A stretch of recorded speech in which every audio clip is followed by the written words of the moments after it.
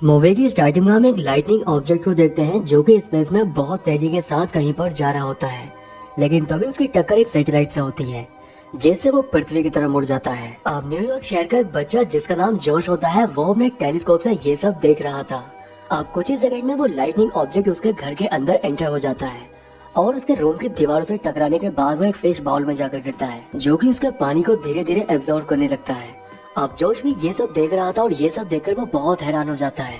इसलिए ये बात वो अपनी माँ जीना को जाकर बताता है, लेकिन उसकी माँ अपने बेटे की बातों पर ज्यादा ध्यान नहीं देती और वो उसकी बातों को इग्नोर कर देती है। अब यहाँ से हमें 3 महीने के बाद का सीन दिखाया जाता है और हम देखते हैं कि फिर से एक फायरबॉल पृथ्वी की तरफ आ रही थी जो कि साइज में बहुत बड़ी होती है और ये फायरबॉल लिबर्टी आइलैंड पर आकर क्रैश हो जाती है। लेकिन कुछ देर के बाद हम देखते हैं कि वो फायरबॉल कोई और नहीं बल्कि एक आदमी होता है जिसने व्हाइट सूट पहना हुआ था और उसका पूरा मुंह जमीन के अंदर धंसा होता है। अब कुछ देर के बाद वो आदमी जमीन से अपना मुंह बाहर निकाल लेता है। उसका सूट मिट्टी से गंदा हो चुका था, इसलिए वो अपने सूट को साफ करने के बाद शहर में चला जाता है जो कि काफी अजीब तरह से चल रहा था। उसको चलता हुआ शहर के बाकी लोग बड़ी ही हैरानी के साथ देख रहे थे। इस आदमी को रोड के नियम भी पता नहीं होते, इसलिए जब रेड सिग्नल हो रखा था तब वो रोड क्रॉस करने लगता है जिससे जीना उसे अपनी गाड़ी से उड़ा देती है। अब वो उस आदमी की मदद करने के लिए अपनी गाड़ी से उतर जाती है और जब वो उसके पास आकर देखती है तब उसे पता चलता है कि उस आदमी की दोनों टांगे टेढ़ी हो चुकी हैं। वो बाकी लोगों से मदद मांगने लगती है, लेकिन जैसे ही वो पीछे मुड़कर देखती है उसे पता चलता है कि जिस आदमी की उसने टक्कर मारी है वो गायब हो चुका है। आगे से हम देखते हैं कि वो आदमी अपनी टेढ़ी टांगों की मदद से ही चलता हुआ एक शांत जगह पर जाकर खड़ा हो जाता है और तभी उसका कान एक गेट की तरह खुलता है जिसके अंदर से एक रिपेयरमैन बाहर आता है जो कि रस्सी की मदद से होता हुआ उसके टूटे हुए पैर तक पहुंचता है जहाँ पर एक बटन लगा हुआ था जिसको वो जैसे ही दबाता है वहाँ पर भी एक गेट लगा हुआ था जिसके अंदर बहुत सारे वायर होते हैं और यहाँ पर हमें पता चलता है कि ये व्हाइट सूट वाला आदमी कोई इंसान नहीं बल्कि एलियन का स्पेसशिप है जिसके अंदर बहुत सारे छोटे छोटे एलियन इसको कंट्रोल करते हैं और इन छोटे छोटे एलियन को उनके नंबर से पहचाना जा सकता है। जैसे नंबर 1 स्पेसशिप का कैप्टन होता है, वही नंबर 2 वाइस कैप्टन है, जबकि नंबर 3 कैप्टन की असिस्टेंट होती है। और स्पेसशिप के अंदर जितने भी एलियन हैं वो स्पेसशिप के अलग अलग पार्ट में काम करते हैं और सभी की रिपोर्ट कैप्टन को देते हैं। अब जो एलियन बाहर रिपेयरिंग करने के लिए गया हुआ था वो कैप्टन को बताता है कि एक्सीडेंट होने की वजह से स्पेसशिप में कुछ खराबी आ चुकी है, इसलिए कैप्टन सभी क्रू मेंबर को मीटिंग हॉल में बुलाता है और यहाँ पर हमें पता चलता है कि एलियन का ग्रह बहुत जल्द खत्म होने वाला है और उन्हें पृथ्वी से 48 घंटे के अंदर नमक और पानी को अपने ग्रह पर ले जाना होगा जिससे वो अपने ग्रह को बचा सके। लेकिन नमक और पानी को एब्जॉर्ब करने वाला जो यंत्र होता है जिसको ऑर्फ कहा जाता है वो इनसे गुम हो चुका है और ये उसी को ढूंढ रहे होते हैं। दरअसल 3 महीने पहले जो बॉल जोश के फिश टैंक में आकर गिरी थी ये उसी को ढूंढ रहे थे क्योंकि वही एलियन का ऑर्ब होता है और ये उसी की मदद से नमक और पानी को अपने ग्रह पर लेकर जाएंगे। लेकिन ऐसा करने के बाद पृथ्वी पूरी तरह से तबाह हो जाएगी। आगे से हम देखते हैं कि जोश उस आदमी को अपनी बालकनी के नीचे खड़ा हुआ देखता है, इसलिए वो अपनी माँ को बुला लेता है और जीना जब उस आदमी को देखती है तो वो पहचान जाती है कि ये वही आदमी है जिसको उसने कार से टक्कर मारी थी।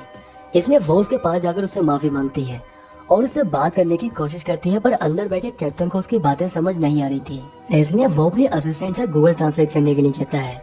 अब नंबर 3 उसे सारी बातें गूगल ट्रांसलेट करके बता देती है जिससे कैप्टन को उसकी सारी बातें समझ आने लगती हैं। जीना उस आदमी को लेकर अपने घर चली जाती है और उससे बातें करने लगती है, लेकिन तभी नंबर 3 की नजर जोश की एक पिक्चर के ऊपर जाती है जिसके हाथ में वही बॉल थे जिसको ये एलियन ढूंढ रहे होते हैं। अब कमांड देने के बाद वो ह्यूमन शिप जीना से उसके बेटे के बारे में पूछने लगता है कि वो कहाँ पर है, लेकिन जीना जैसे ही उसको बताती है कि वो स्कूल गया है वो भी उसको बाय बोलकर यहाँ से चला जाता है। दूसरी ओर हमें पुलिस को दिखाया जाता है जो कि उसी जगह पर पहुँचती है जहाँ पर वो ह्यूमन शिप क्रैश हुआ था और यहाँ से पुलिस को उसके फेस का इम्प्रेशन मिल जाता है जिससे उन्हें पता चल चुका था कि वो आदमी कैसा दिखाई देता है। इधर वो ह्यूमन शिप जोश को ढूंढ रहा था, लेकिन कुछ बच्चे जो ग्राउंड में खेल रहे थे वो उसको आइसक्रीम वाला कहकर चिढ़ाने लगते हैं। इस बात से कैप्टन को काफी अजीब लगता है कि आखिर ये बच्चे उसे आइसक्रीम वाला क्यों बोल रहे हैं, इसलिए जब वो गूगल पर सर्च करता है तब उसे पता चलता है कि जैसी ड्रेस उसने पहनी है यहाँ पर वैसे ड्रेस आइसक्रीम वाले पहनते हैं। इसलिए वो कपड़े खरीदने के लिए एक मॉल में जाता है, लेकिन यहाँ पर उसे पता चलता है कि कपड़े खरीदने के लिए यहाँ पर पैसे देने होते हैं, इसलिए वो टेबल पर पड़ी करेंसी को स्कैन करके ट्रायल रूम में जाकर वैसे ही बहुत सारी करेंसी प्रिंट कर लेता है और उससे नए कपड़े खरीदकर वो जोश को ढूंढने के लिए उसके स्कूल की तरफ निकल जाता है। इधर हम जोश को देखते हैं जो कि उसी बॉल से खेल रहा था, लेकिन एक बच्चा उसे तंग करने लगता है और उसके हाथ से वो बॉल भी छीन लेता है। अब वो ह्यूमन शिप जोश को ढूंढता हुआ स्कूल पहुंच जाता है, लेकिन स्कूल का प्रिंसिपल उसे टीचर समझ रहा था जिससे वो उसे क्लास में जाकर बच्चों को पढ़ाने के लिए कहता है। अब वो बच्चों को पढ़ाने के लिए जोश की क्लास में पहुंच जाता है, लेकिन यहाँ पर वो बच्चा भी था जिसने उसकी बॉल छीनी थी और वो उस ह्यूमन शिप को देखकर उसे बुली करने लगता है।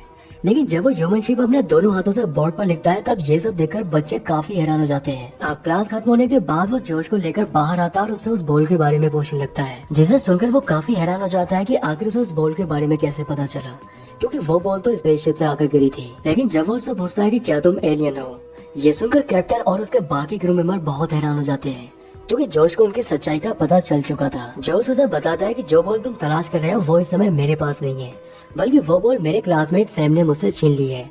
अगर तुम चाहो तो मैं तुम्हें उसके पास लेकर जा सकता हूँ। वो सैम को ढूंढने के लिए कैंटीन में पहुँचता है, लेकिन सैम यहाँ पर नहीं होता है। पर तभी यहाँ पर दो गुंडे आ जाते हैं जो कि इस कैंटीन को लूटने के लिए आए थे। लेकिन वो ह्यूमन शिप उनमें से एक गुंडे को उठाकर दूर फेंक देता है, जिससे उसके दूसरे साथी को बहुत गुस्सा आता है और वो उसके ऊपर गन पॉइंट कर लेता है। पर वो अपनी 2 उंगलियों से ही उसकी गन को दबा देता है, जिसे देखकर वो गुंडा बहुत ज्यादा डर जाता है और यहाँ से भाग जाता है। अब इनको सैम तो नहीं मिल पाया था, इसलिए जोश उसको अपने घर चलने के लिए कहता है। इसलिए अब ये दोनों घर जाकर वीडियो गेम खेलने लगते हैं। पर कुछ देर के बाद जीना भी घर आ जाती है, जिसे देखकर वो ह्यूमन शिप यहाँ से जाने लगता है। लेकिन जीना उसे आज रात अपने साथ डिनर पर चलने के लिए कहती है, जिसके लिए वो मान जाता है। लेकिन जीना को अभी तक उसका नाम पता नहीं था, इसलिए जब वो उससे उसका नाम पूछती है तब वो उसे अपना नाम डेव बता देता है। अब वो डेव को लेकर डिनर पर जाती है, जहाँ पर एक हॉट डॉग कॉम्पिटिशन चल रहा होता है। इसलिए डेव उस कॉम्पिटिशन में पार्टिसिपेट करता है और बहुत सारे हॉट डॉग खाकर उस कॉम्पिटिशन को जीत लेता है, जिसके लिए उसे गिफ्ट में एक टेडी बियर मिलता है। लेकिन उसे वो बहुत ही खतरनाक चीज लग रही थी। पर तभी नंबर 3 गूगल से सर्च करके उसे बताती है कि वो एक टेडी बियर है और उसे वो टेडी बियर जीना को गिफ्ट कर देना चाहिए। अब डेव वो टेडी बियर जीना को गिफ्ट कर देता है, जिससे वो उससे बहुत ही इम्प्रेस हो जाती है।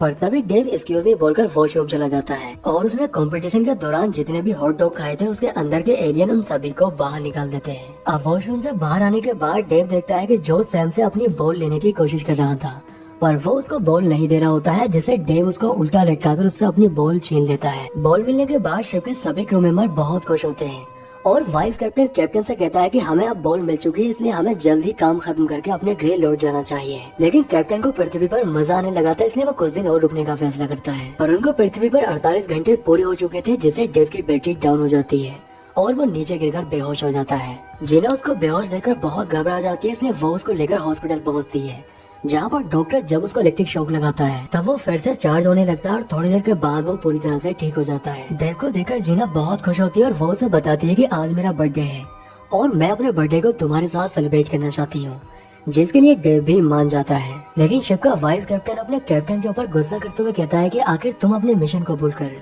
उस महिला की सारी बातें क्यों मान रहे हो। पर कैप्टन को भी उसके ऊपर गुस्सा आ जाता है और वो अपने वाइस कैप्टन को यहाँ से भगा देता है। आप जीना अपने बेटे के साथ डेव को लेकर एक क्लब में जाती है, जहाँ पर ये दोनों एक दूसरे के साथ डांस करने लगते हैं। इधर वाइस कैप्टन को ये सब पसंद नहीं आ रहा था, इसलिए वो शिप के बाकी क्रू मेंबर को अपने कैप्टन के खिलाफ ही भड़काने लगता है। आगे सीन में हम देखते हैं कि पुलिस डेव की फोटो लेकर उस हॉस्पिटल में पहुँच जाती है जहाँ पर उसने इलाज कराया था और वो यहाँ के सिक्योरिटी गार्ड से उसके बारे में पूछने लगते हैं। तब सिक्योरिटी गार्ड उनको बता देता है कि ये आदमी एक महिला और बच्चे के साथ अभी कुछ देर पहले ही यहाँ से गया है। इसलिए पुलिस डेव को ढूंढते हुए क्लब तक पहुँच जाती है और उसको अरेस्ट कर लेती है। पर शिप के क्रू मेंबर पुलिस के ऊपर हमला करने के लिए कहते हैं, पर कैप्टन उनको रोक लेता है। वो उनसे कहता है कि ये लोग सिर्फ अपनी ड्यूटी कर रहे हैं। अब इस बात पर वाइस कैप्टन को कैप्टन के ऊपर बहुत गुस्सा आता है। वो क्रू मेंबर के साथ मिलकर कैप्टन को ही अरेस्ट कर लेता है और इसके बाद वो पूरी शिप का कंट्रोल अपने हाथों में ले लेता है। इसके बाद वो पुलिस हेडक्वार्टर में एक बहुत बड़ा धमाका करता है, जिसमें कई सारे पुलिस वाले मारे जाते हैं और वो डेव को फिर से वही कपड़े पहना देता है। अब इस बीच डेव के कान से निकलकर एक एलियन पुलिस की चाय में गिर जाता है। ये देखकर नंबर 3 को समझ आ चुका था कि वो गलत आदमी का साथ दे रही है, इसलिए वो अपने कैप्टन के पास जाकर उसे आजाद करा देती है। यहाँ पर कैप्टन नंबर 3 से कहता है कि हमें जल्दी शिप को शट डाउन करना होगा। पर तभी वाइस कैप्टन के आदमी आकर उनको पकड़ लेते हैं और वो उनको वाइस कैप्टन के पास ले जाते हैं, जहाँ पर वो उन दोनों को ही शिप से बाहर फेंक देता है। बाहर आने के बाद कैप्टन नंबर 3 से कहता है कि हमें जल्दी शिप के अंदर जाना होगा, नहीं तो वाइस कैप्टन पूरी पृथ्वी को तबाह कर देगा। अब ये दोनों शिप के अंदर जाने के लिए कुछ ढूंढने लगते हैं और तभी इनको एक पॉलिथीन दिखाई देती है, जिसको ये हॉट एयर बलून की तरह इस्तेमाल करते हैं। लेकिन जब ये ऊपर की तरफ जा रहे थे तब इनकी टक्कर एक बस से होती है, जिससे ये उसके वाइपर में अटक जाते हैं। लेकिन बस का वाइपर एक लॉन्चर की तरह काम करता है, जिससे वो इन दोनों को शिप के जूते के ऊपर फेंक देता है और इसलिए अब ये दोनों शिप के अंदर जाकर उसमें कुछ खराबी कर देते हैं, जिससे डेव ठीक से चल नहीं पाता है। पर वाइस कैप्टन को जल्दी लिबर्टी आइलैंड पहुंचना था, जिससे वो वहां जाकर नमक और पानी को एब्जॉर्ब कर सके।